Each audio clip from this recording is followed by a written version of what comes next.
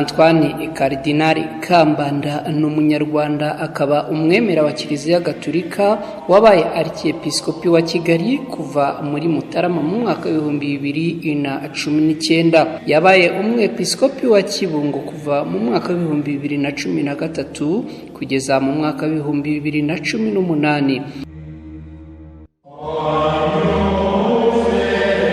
Papa Francis yamuzamuye mu ntera ya Karidinali ku ya 28 Ugushyingo mu mwaka wa 2020 amugira umukaridinali wa mbere w'umunyarwanda.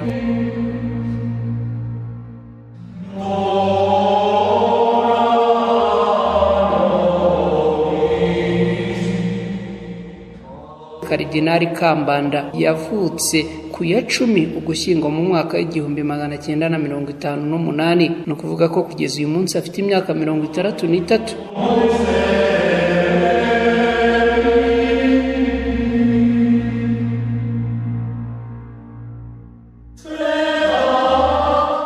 Uyu yavukiye i Nyamata mu karere ka Bugesera mu ntara y'Iburasirazuba. Abagize umuryango we bose bishwe mu ntambara yo mu mwaka wa 1994 usibye umuvandimwe we umwe ubarizwa mu gihugu cy'Ubutaliyane.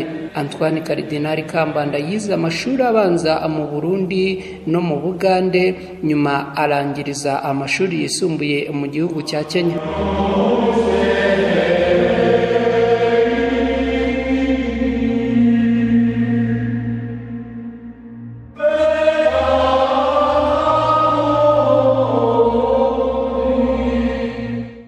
Yagarutse mu Rwanda nyuma yo kurangiza amasomo ye muri filozofiya n'imyaka 2 ya teolojiya. Yarangije kandi teolojiya muri seminari nkuru i Nyakibanda muri diocese ya Butare.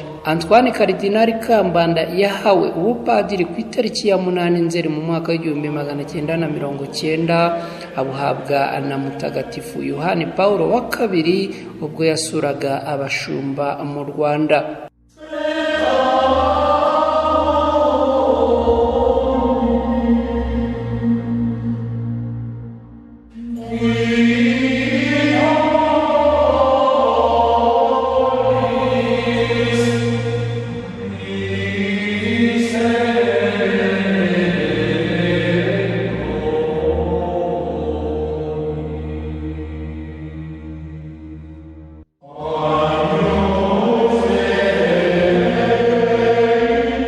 Amaze kwimikwa yabaye umwarimu aba n'umuyobozi mu seminari nto ya Ndera, aho ibi yabikoze mu mwaka wa 1990 kugeza mu mwaka wa 1993. Nyuma yakomereje amasomo yisumbuye muri Alfonsianum i Roma mu Butaliyani, aho yakuye impamyabumenyi y'ikirenga ya dogiteri muri teolojiya mbonezamubano. Aba muri Pontificali College ya Saint Paul kuva mu mwaka wa 1993 kugeza mu mwaka wa 1999.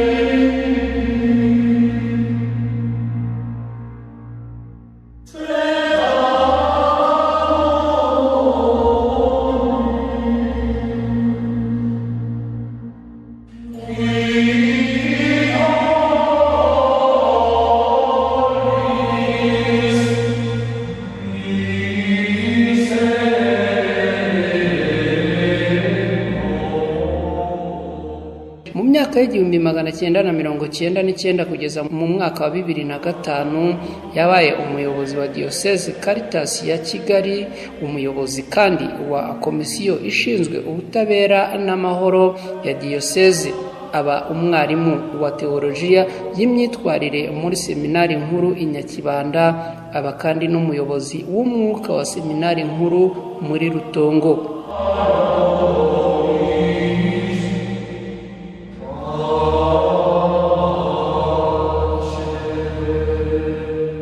Kuva mu mwaka wa 2005 kugeza mu mwaka wa 2006 yabaye umuyobozi wa seminari nkuru ya filozofiya i Kabgayi.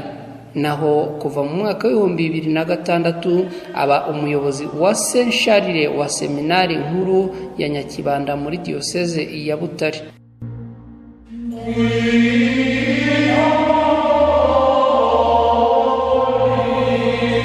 ya 7 Gicurasi mu mwaka wa 2013 yagizwe umwepiskopi wa diyoseze ya Kibungo. Ku ya 19 Ugushyingo mu mwaka wa 2018 Papa Francis yamugize arikiepiskopi wa Kigali. Karidinali Kambanda azwiho kuba umuntu ugira amagambo make ku buryo umuntu yatekereza ko ari umunyamasoni, nyamara ngo ni umunyabwenge uzwi, ukora cyane kandi ufite indero ihambaye.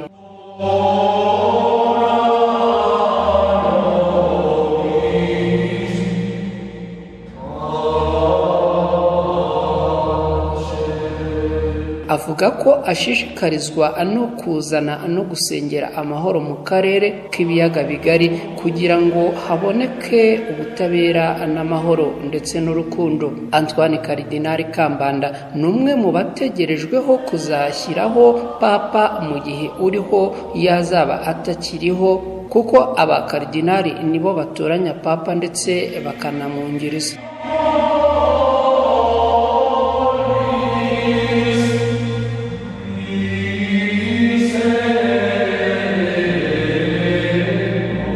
Antoine Karidinali Kambanda ni umuntu ukunda akwitegereza cyane, kandi buriya ngo ni umuntu uzwiho ubwenge n'ubuhanga bukomeye cyane. Uyu munsi tukaba twabagezagaho amwe mu mateka n'ubuzima bwa Antoine Karidinali Kambanda, Karidinali rukumbi u Rwanda rufite kugeza uyu munsi.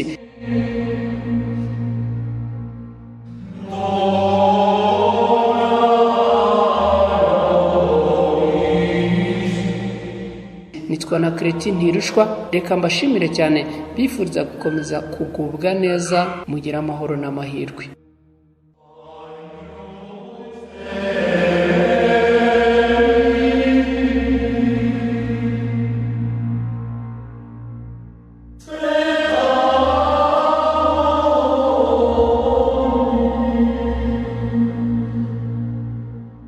We